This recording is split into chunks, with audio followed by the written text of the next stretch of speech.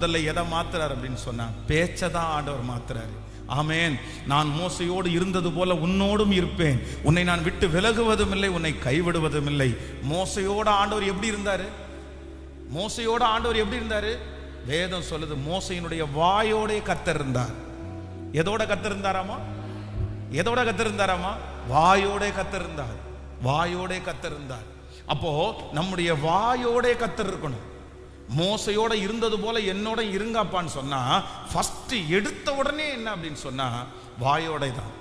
வாயின் வார்த்தைகள், வாயின் வார்த்தைகள் வாயிலிருந்து இது நம்ம மனிதர்களா இருக்கிறோம், கண்டிப்பா நமக்குள்ள மிஸ்டேக்ஸ் வராதுன்னு தெரியுது. அதான் நான் ஃபர்ஸ்ட் ஆரம்பிக்கும் போதே என்னுடைய டெஸ்டிமனியோட என்னுடைய சம்பவத்தோட நான் அதனால தான் உங்களுக்கு சொன்னேன். ஏன்னா நான் நம்ம ரொம்ப பெரிய ஆள் மாதிரியும் அப்படின்னு நான் சொல்லலை, என்னுடைய மிஸ்டேக்ஸோட நான் உங்களுக்கு ஸ்டார்ட் பண்ணேன்.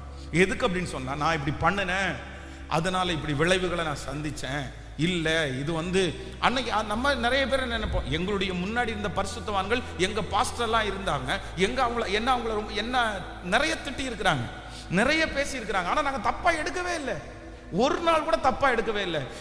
எங்க பாஸ்டர்கள்லாம் மறைச்சு ஒளிச்செல்லாம் பேசவே தெரியாது.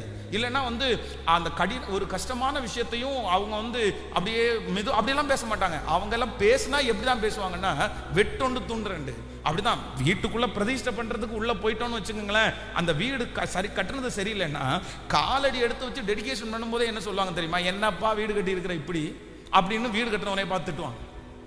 இன்னைக்கெல்லாம் அதெல்லாம் செய்ய முடியுமா? ஏன்னா மனிதர்கள் ரொம்ப சென்சிட்டிவா மாறிட்டாங்க. அன்னைக்கு அந்த வார்த்தைகள் அவர்களுக்கு கடினமா தெரியல. எங்க பாஸ்டர் அடிச்சதை எங்களுக்கு பெருசா